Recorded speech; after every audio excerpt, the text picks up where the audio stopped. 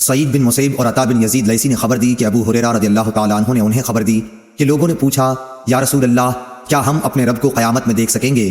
آپ نے جواب کے لیے پوچھا کیا تمہیں 14ویں رات کے چاند کو دیکھنے میں جبکہ اس کے قریب کہیں بادل بھی نہ ہو شبہ ہوتا ہے؟ لوگ بولے ہرگز نہیں یا رسول اللہ صلی اللہ علیہ وسلم۔ پھر آپ نے پوچھا اور کیا تمہیں سورج کے دیکھنے میں جبکہ اس کے قریب کہیں بادل بھی نہ ہو شبہ ہوتا ہے؟ لوگوں نے کہا کہ نہیں یا رسول اللہ۔ پھر آپ نے فرمایا رب العزت کو تم اسی طرح دیکھو گے، لوگ قیامت کے دن جمع کیے جائیں گے، پھر اللہ تعالیٰ فرمائے گا کہ جو جسے پوجتا تھا وہ اس کے ساتھ ہو جائے۔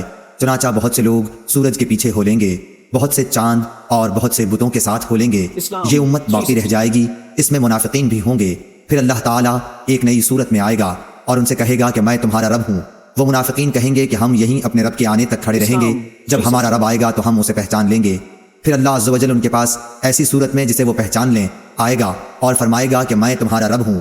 وہ بھی کہیں گے کہ بے شک تو ہمارا رب ہے۔ پھر اللہ تعالیٰ بلائے گا، پل صراط جہنم کے بیچوں بیچ رکھا جائے گا، اور آن حضرت صلی اللہ علیہ وسلم فرماتے ہیں کہ میں اپنی امت کے ساتھ اس سے گزرنے والا سب سے پہلا رسول ہوں گا۔ اس روز سوائے انبیاء کے کوئی بھی بات نہ کر سکے گا، اور انبیاء بھی صرف یہ کہیں گے اے اللہ مجھے محفوظ رکھیو، اے اللہ مجھے محفوظ رکھیو۔ اور جہنم میں سعدان کے کانٹوں کی طرح آکس ہوں گے۔ سعدان کے کانٹے تو تم نے دیکھے ہوں گے۔ صحابہ رضی اللہ تعالیٰ عنہ نے عرض کیا کہ ہاں۔ آپ نے فرمایا تو وہ سعدان کے کانٹوں کی طرح ہوں گے، البتہ ان کے طول و عرض کو سوائے اللہ تعالیٰ کے اور کوئی نہیں جانتا۔ یہ آنکس لوگوں کو ان کے اعمال کے مطابق کھینچ لیں گے۔ بہت سے لوگ اپنے عمل کی وجہ سے ہلاک ہوں گے، بہت سے ٹکڑے ٹکڑے ہو جائیں گے، پھر ان کی نجات ہوگی۔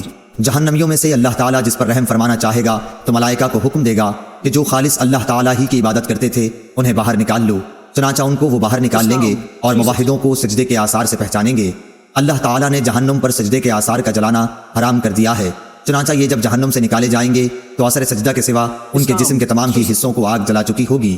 جب جہنم سے باہر ہوں گے تو بالکل جل چکے ہوں گے، اس لیے ان پر آب حیات ڈالا جائے گا جس سے وہ اس طرح ابھر آئیں گے جیسے سیلاب کے کوڑے کرکٹ پر سیلاب کے تھمنے کے بعد سبزہ ابھر آتا ہے۔ پھر اللہ تعالیٰ بندوں کے حساب سے فارغ ہو جائے گا، لیکن ایک شخص جنت اور دوزخ کے درمیان اب بھی باقی رہ جائے گا۔ یہ جنت میں داخل ہونے والا آخری دوزخی شخص ہوگا۔ اس کا منہ دوزخ کی طرف ہوگا، اس لیے کہے گا کہ اے میرے رب میرے منہ کو دوزخ کی طرف سے پھیر دے، کیونکہ اس کی بدبو مجھ کو مارے ڈالتی ہے اور اس کی چمک مجھے جلائے دیتی ہے۔ اللہ تعالیٰ پوچھے گا کیا اگر تیری یہ تمنا پوری کر دوں تو دوبارہ کوئی نیا سوال تو نہیں کرے گا؟ بندہ کہے گا نہیں، تیری بزرگی کی قسم، اور جیسے جیسے اللہ چاہے گا وہ قول و قرار کرے گا۔ آخر اللہ تعالیٰ جہنم کی طرف سے اس کا منہ پھیر دے گا۔